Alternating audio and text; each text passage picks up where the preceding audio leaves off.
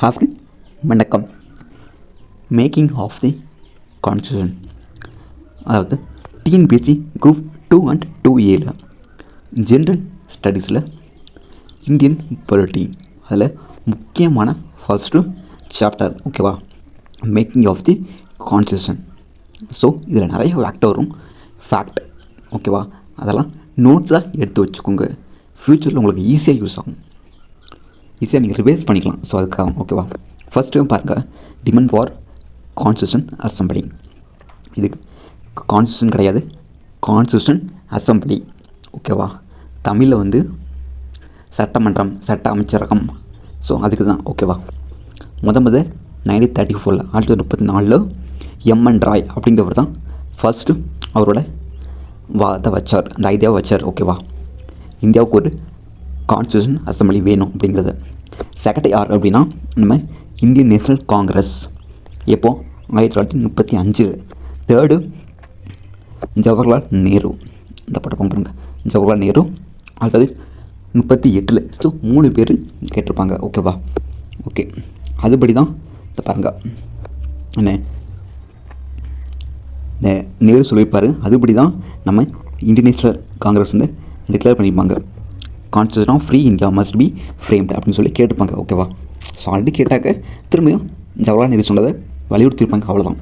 Okay, இந்த demand இந்த இந்த இந்த கோரிக்கை வந்து எப்போ வந்து நிறைவேச்சு அப்படின்னா, அதை எப்படி அக்செப்ட் பண்ணாங்க அப்படின்னா ஆகஸ்ட் நன்கொடை கேள்விப்பட்டிருப்பீங்களா, 1940 கொடுத்துருப்பாங்க. ஸோ அது மூலமாக இதை அக்செப்ட் பண்ணியிருப்பாங்க.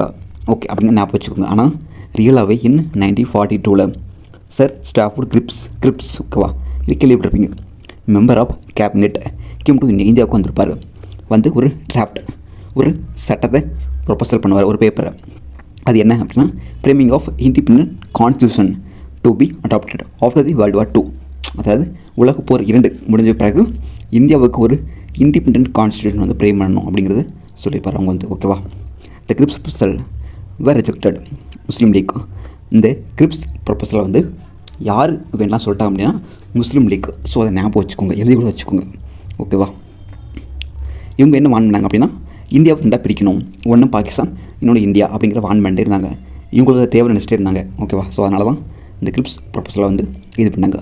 லாஸ்ட்டாக கேபினெட் கமிஷன் வந்திருப்பாங்க. கேபினெட் கமிஷன் ஓகேவா was in to India which while reject height of இவங்க என்ன சொல்லிட்டாங்க அப்படின்னா, அந்த 2 கான்ஸ்டியூஷன் அசம்பிளி, ஒன்று இந்தியாவுக்கு ஒன்று பாகிஸ்தானுக்கு அப்படிங்கிறது வேண்டாம் அப்படிங்கிறத சொல்லிட்டாங்க ஸ்டார்டிங்லேயே. ஓகேவா, அப்புறம் தான் பாருங்கள், hit port scheme for constitution assembly.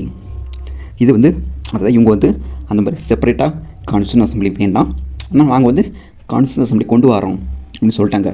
இது வந்து முஸ்லீம் லீக்கு ஓரளவுக்கு ஒத்துக்கிட்ட மாதிரி இருந்துச்சு. மோரலெஸ் சாட்டிஸ்ஃபைடு, கொஞ்சம் ஓரளவுக்கு. ஓகே ஃப்ரெண்ட்ஸ், இது ரொம்ப முக்கியமானது. இதில் யார் இந்த பேரில் ஞாபகம் வச்சுக்கோங்க. அப்புறம் composition of the constitution assembly, இதுவும் முக்கியமானது. ஓகேவா, மொத்தம் நம்ம கான்ஸ்டியூஷன் அசம்பிளி ஸ்டார்டிங்கில் எவ்வளோ மெம்பர்ஸ், எம்எல்ஏ எம்பி எவ்வளோ இருந்திருப்பாங்க அப்படின்னா, இந்த பாருங்கள், the total strength of constitution assembly was to be 389. So ஞாபகம் வச்சுக்கோங்க. ஆஃப் திஸ் இதில் இந்த 389 296 எங்கேருந்து அப்படின்னா, எங்கேருந்து வராங்க அப்படின்னா பிரிட்டிஷ் இந்தியாவில். மிச்சம் 93 யாருக்கு அப்படின்னா ஃப்ரெண்ட்லி ஸ்டேட்ஸ்க்கு. ஓகேவா, இந்த 296 292 எங்கேருந்து வராங்க அப்படின்னா 11 கவர்னர் ப்ராவின்சஸ். ஓகேவா, கவர்னர் ப்ராவின்சஸ் அப்படின்னு வச்சுக்கோங்க. அது 4 பேர் மட்டும் எங்கேருந்து வராங்க அப்படின்னா 4 ஃப்ரம் சீஃப் கமிஷனர் ப்ராவின்சஸ். ஓகேவா, ஒருத்தங்க வந்து 1 ஃப்ரம் ஈச், 2 பக்கத்துலேருந்து ஒருத்தங்க வந்துடுவாங்க, 2 சைட்லேருந்து.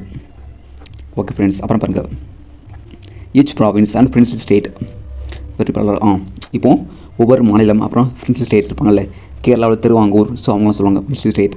அவங்களுக்கு சீட்ஸ் அலோகேட் பண்ணாங்க. எப்படி? அவங்களோட பாப்புலேஷனை பொறுத்து. இந்த 389 பார்த்தோமா, இதில் 296.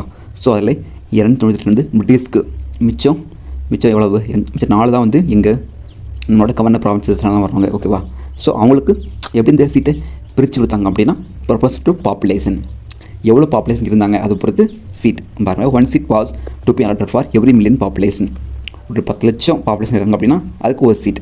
ஸோ அந்த மாதிரி தான், அதான் 1 million வர பாருங்க. Seat allocated to each British province were to be divided among.